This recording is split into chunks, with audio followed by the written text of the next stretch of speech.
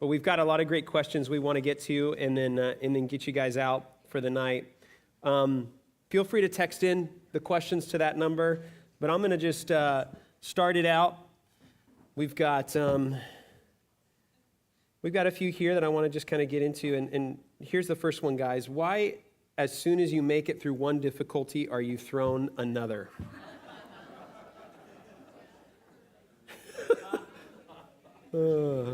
I have no idea. That's a good answer. Yeah. Okay. Yeah. I'm sorry. I guess it's not so much as why, it's just I come up for a breath. Yeah. And I'm sure a lot of people feel like that. It's like I can understand getting hit with something and learning something and getting hit with something, but My only explanation would be that there are such clear times and seasons in our lives. And there are seasons that there's bumpiness for a good while, but it always smooths out. And so you can always tell yourself, this will not last forever. That's the only thought I would have, is that there's seasons in life. Sorry about the season that you're in now. Yeah. is there anything you turn to in the Bible for that? Someone said Job. Yeah, that's... It's interesting, if you read James' summary of the book of Job, because you think of the book of Job as he just gets beat to pieces and barely survives. James 5:11 says, we know the endurance of Job, and we know that in the end, the Lord is compassionate and very merciful. And I thought, I would not summarize Job that way. But seriously, that is what's helped me is as I've thought about Job, I've thought about, my own father and all the different physical and emotional things he went through. But in James 5:11 says, in the end, and it's always the end of a matter, not in the middle of it, but the end of a matter, God shows up as good. That's how I That's good. kind of get through stuff like that. Yeah, and I think 2 Corinthians 1:3-7, the God of all comfort would apply in this case. You're crying out to him, and he's comforting you, but it's for a purpose, because it says that you are then going to be able to do that for somebody else. And so that helps me a lot when I'm going through some things to go, okay, God's working something for someone else. He's working it out in me for someone else at some point. And so maybe you're just going to have a ton of ministry to do to other people at some point, but that's a helpful way to think about it. And then last, I'll encourage you with Psalm 42. That's a passage that I have found a lot of encouragement in. Just the honesty that the psalmist speaks with. Why are you cast down, O my soul? Why are you in turmoil within me? Hope in God, for I shall again praise him. He's speaking to himself, but he's speaking truth to himself. And I think that's where, in those seasons, we have to preach the gospel to our hearts. And we have to remind ourselves of the cross of Christ. And the psalmist preached to his heart, hope in God. When we don't feel like hoping, we still need to hope in God. So thanks for asking that question. It's a good question.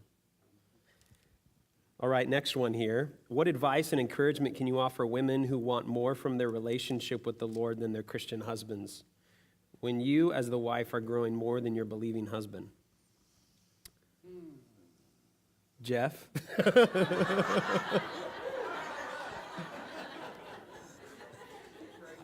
I know what my wife would say if she were here. Mm-hmm. And I respect my wife of 42 years so much. She would say, live in 1 Peter 3:1-6. Okay. That's what she would say. And so it takes a while to dissect that, especially the 6th verse, which talks about overcoming fear. I don't know who asked that question, but 1 Peter 3:1-6 is the guidebook and the map for Christian women's growth in marriage. That's good. That's really good. Thanks, Jeff. What about this one? how do you think the church or us can come along others and not hide from awkward pain of others? It's a great question. Yeah. How do you think the church, in quotes, or in parentheses, us, can come along others and not hide from the awkward pain of others? You guys have any thoughts on that? I think being okay with being uncomfortable is a decision you have to make beforehand. And then I think you also have to be, you have 2 ears, 1 mouth. So you have to have a listening perspective first. And so those are 2 things. And then I think probably the third is to not feel like, it's really hard for me to say this because I always want to fix things, but to not feel like you have to have the resolution for that person. I'm trying to think of a good analogy for this, but you kind of want to get into the car with them and let them take you for a drive, as opposed to get into the car, say, why don't you get in the passenger seat and I'll drive you to where you need to go and tell you which way to go. So That's good. I think those are 3 things to think through. I'd also say it's better. I'll share as an example. When my sister did pass away,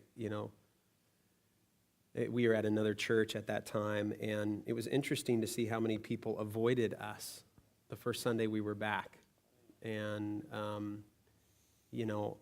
I hadn't experienced a loss that close to me, and I remember that loss teaching me a lot about how I want to interact with somebody who has a loss. Because it felt very unloving to have people keep an arm's distance. Maybe because they didn't know what to say. But I'll just say, if you don't know what to say, it's better to say something rather than nothing. To just say, I'm praying for you. This is hard. I'm here for you. You don't have to have the answer. It doesn't have to be a 3-point sermon. None of that is usually helpful in that moment anyway. But I was thankful for the people that just came up, gave me a hug, said, we love you, we care about you.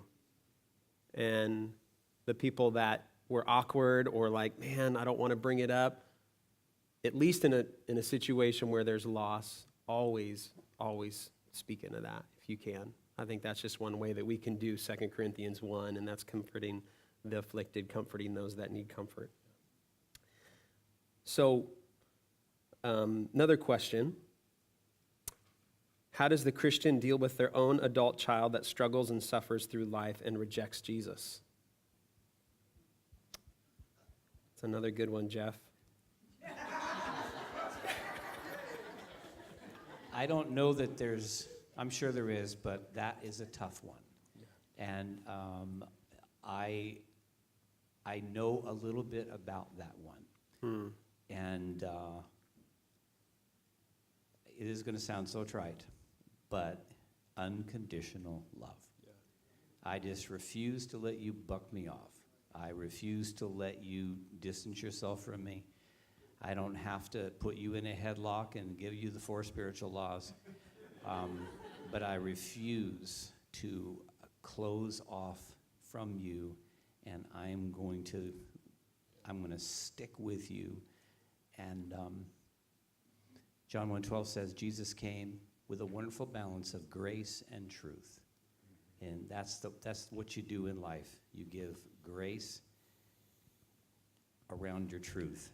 And you always tell the truth with grace. But love is a thing that enables me to stick with a child that is not proceeding the way I would like. I know that one. Mm-hmm. Proverbs 23:6, 22:6. Train up a child in the way they should go. When they're old, they'll not depart from it. Mm-hmm. Should I say something? Yeah. I want to, actually, I'm really glad you said that verse. For any parents here, you need to realize that it's not an indictment on you or the way you trained up your child if they are not currently walking with the Lord. With the Proverbs, there are a lot of times observations. They're not all specific promises, right? So, and you guys can help me with this if you want, but I just want to say to you guys, if your child is not walking with the Lord, it's not your fault. And what Jeff said about, I'm sure you, with prayer and with the way that you have trained them and the things that you have tried to say to them, you're putting kindling around their heart for the gospel of Jesus Christ. But you can't light that. You can't light that. So keep doing that. Keep having that balance of grace and truth and loving them, being open emotionally to them when it's like the biggest thing that you want for them, but they're not doing it is really hard.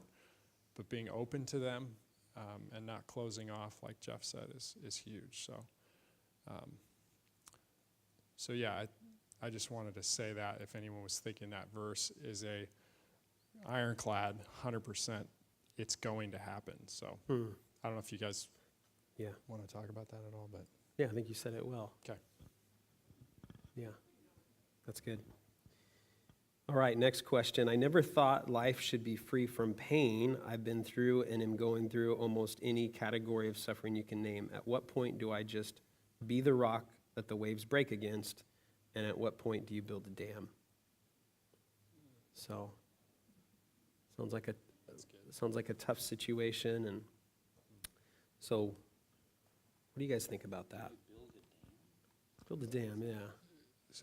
So is this, not knowing who asked it, I'm not trying to make you say that you asked it.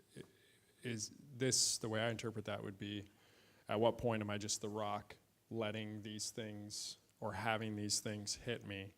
And at what point do I take some proactive action and say, I'm going to actually build something? Yeah. So that's just the way I interpreted that. Yeah. I still don't know the answer to it. I might take it one direction, and that is, I think if you're experiencing ongoing difficulty and suffering, and maybe you've allowed yourself to be open and in ways and open to things, and you feel like you keep getting hit, and that's maybe what you describe, as the pain that you keep experiencing. I don't think that the answer is to harden yourself or to say, I'm going to close myself off and I'm going to protect myself. Because I think what could tend to happen is that can tend to put a reliance in you and not in who Christ is. And you don't need to be a rock. He's the rock.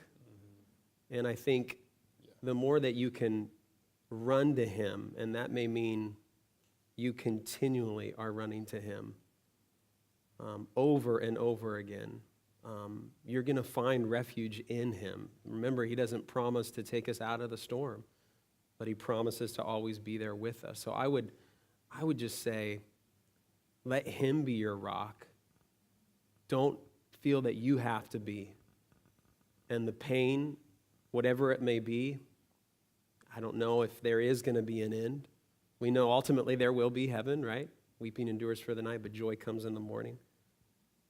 But allow him to keep your heart softened too, I think, to people and to not grow hard, because I think that could happen, whether it's pain or suffering we're experiencing from others.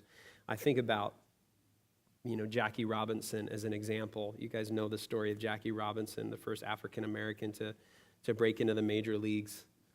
Incredible baseball player, incredible athlete, facing incredible racism and just horrible hatred from pretty much everyone in the major leagues at that point, and our society was just in a horrible place in that sense. And Branch Rickey, he was the manager of the Brooklyn Dodgers, and you remember that conversation he had with Jackie Robinson. It was in that movie, what's the name of the movie? Is it 42? Thank you. Yeah, his number. Where Branch Rickey says to Jackie Robinson, I need to have someone who has the courage not to fight back or not to throw that punch. And so he wasn't saying,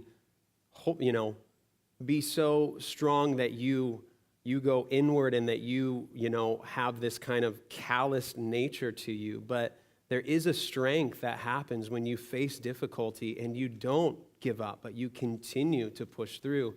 And the good that came from Jackie Robinson saying, I'm not going to harden myself to the point where I fight back and I just kind of deflect everything, even though he did, and he didn't fight back, and he was an incredible man.